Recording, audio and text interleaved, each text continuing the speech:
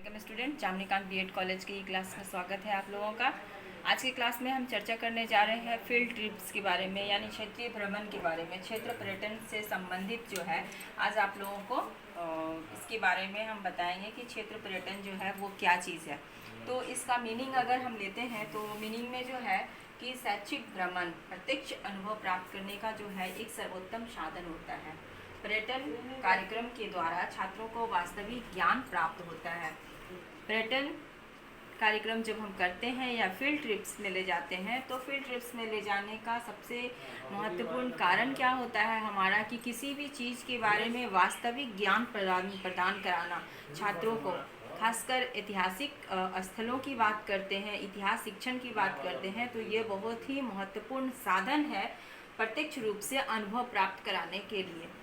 इसके अंतर्गत जैसे कि अगर हम मान लीजिए कि कोई किला, इमारत, खंडहर, महल, युद्ध स्थल, संग्रहालय, गुफा, मकबरा या प्राचीन काल की सिक्का इत्यादि की बात करते हैं, अगर उन सबको दिखा करके हम बच्चों को पढ़ाते हैं, उनको समझाते हैं और अपने ऐतिहासिक बातों से उनको रूबरू कराते हैं कि यह किस काल का है, किसने बनवाया, किस तरह से बनवाया, उसमें कितने मजदूर खटे, उससे हम लोगों को क्या जानकारी प्राप्त होती है, उन सारी चीज़ों को जो है हम इस पर्यटन के माध्यम से जो है बच्चों को सिखला सकते हैं। वास्तविक स्थूल ज्ञान जिसको बोलते हैं, ठोस ज्ञान देना, वो ज्ञान हम इस पद्धति के माध्यम से हम बतला सकते हैं।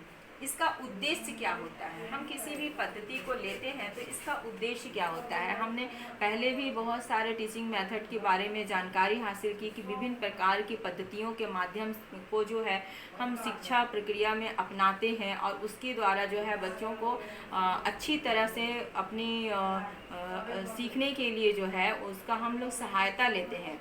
इन सारी चीज़ों का हम लोग क्या करते हैं, अपने शिक्षण प्रणाली में उपयोग करके जो है बच्चों को अच्छी शिक्षा देने की कोशिश करते हैं, उसके बारे में रुचि जागृत करते हैं। तो उद्देश्य क्या है, सबसे पहला है कि नवीन सूचनाएं प्राप्त करना।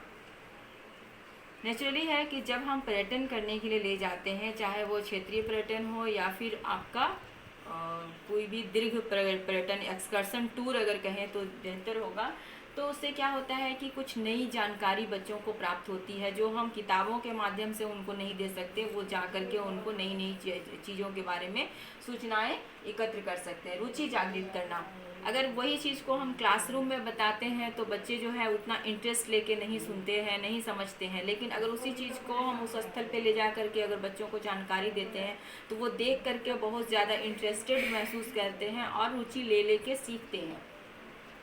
नवीन अनुभवों की उपलब्धि, सिंपल सा है कि क्लासरूम में क्लास टीचिंग के माध्यम से ही हम सारा कुछ कर सकते हैं, लेकिन अगर कहीं ले करके जाते हैं तो नई उपलब्धि होती है। वो कहीं जाने अचीवमेंट होता है कि हमने वहाँ गया था, वहाँ जा करके हम लोगों ने ये चीज़ को देख करके सीखा, तो ये नया उपलब्धि होती है।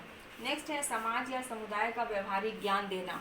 हम बच्चों को जब ले जाते हैं तो सामाजिक और सामुदायिक दोनों प्रकार के व्यवहारिक ज्ञान को देने का प्रयास करते हैं इस पद्धति के माध्यम से।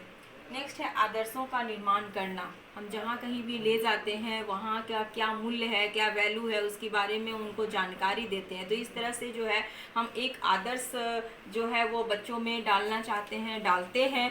आदर्श का जो है वो बीज बोते हैं कि कैसे अपनी धरोहर को बचा के रखना चाहिए, उससे हमें क्या प्राप्त होता है और हम अपने आने वाले पीढ़ी को जो है वो क्या दे सकते हैं।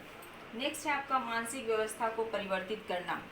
एक ही जगह क्लास करते करते बच्चे जो है वो थक जाते हैं, ऊब जाते हैं, तो उनके जो मानसिक अवस्था होती है वो बोझिल टाइप की हो जाती है। तो उस स्थिति में क्या करते हैं, अगर हम कहीं ले जाते हैं तो उनका माइंड भी फ्रेश हो जाता है और लर्निंग हो जाता है।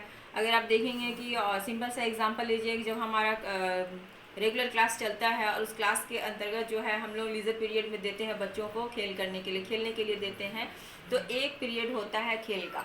तो ये किस लिए दिया जाता है, ये इसलिए दिया जाता है कि बच्चों को जो है वो रिलैक्सेशन मिले, ताकि वो फिर एकदम स्फूर्ति के साथ जो है फिर नेक्स्ट क्लास को करें और उनका माइंड जो है वो बोझिल ना हो। नेक्स्ट है आपका कि क्षेत्र पर्यटन के प्रकार क्या होते हैं, कितने हैं। टाइप्स की बात करें तो जो टूर होता है उस टूर को कितने भागों में बांट सकते हैं, हम किस किस माध्यम से जो है वो बच्चों को इस पद्धति के द्वारा हम बच्चों को सिखा सकते हैं। तो इसका 3 प्रकार जो है वो बताया गया है। सबसे पहला है लघु क्षेत्र पर्यटन।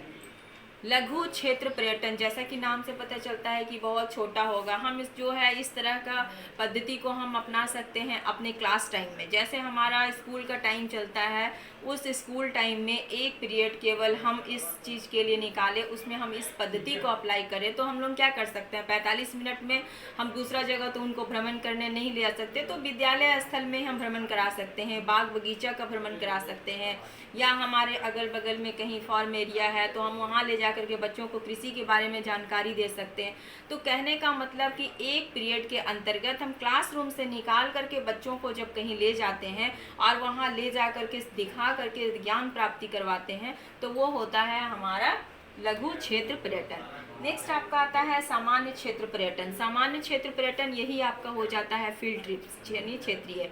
उसमें क्या होता है कि हम स्थानीय स्तर पे जो है वो बच्चों को ले जाते हैं और वहाँ ले जा करके ज्ञान प्रदान करने की कोशिश करते हैं, जो नज़दीक हो, बहुत ज़्यादा दूर नहीं हो, नज़दीक हो और ले जाने में सुविधा हो, सिखाने में सुविधा हो, उनके लिए ज्ञानवर्धक होना चाहिए। हम इस तरह का चूज़ करते हैं। नेक्स्ट है आपका दीर्घ क्षेत्र पर्यटन। यह क्या होता है, व्यापक होता है। यहाँ पर देखिए लघु क्षेत्र पर्यटन जो है वो बहुत छोटा होता है, फिर जा कर के सामान्य क्षेत्र पर्यटन उससे थोड़ा सा बड़ा होता है, और जो दीर्घ होता है वो काफ़ी व्यापक होता है। इसमें बच्चों को आप एक स्टेट से दूसरे स्टेट ले जा सकते हैं, अपने देश की राजधानी ले जा सकते हैं, वहाँ ले जा कर के आप विभिन्न प्रकार की जानकारी बच्चों को दे सकते हैं। जिस किसी भी स्थल का आप चुनाव करते हैं वो आपके सिलेबस से रिलेटेड होना चाहिए, पाठ्यक्रम से संबंधित होना चाहिए कि आप जहाँ ले जा रहे हैं वहाँ पे किन किन चीज़ों को बच्चों को दिखाएंगे और उससे संबंधित उनको जो ज्ञान प्राप्त होगा वो उनके लिए कितना लाभदायक होगा। इस सब बातों पर विशेष ध्यान देने के बाद ही हम इस तरह का पद्धति को अप्लाई कर सकते हैं। तो आज के क्लास में इतना ही, नेक्स्ट क्लास में आगे और चर्चा करेंगे। आज के लिए इतना ही, थैंक यू।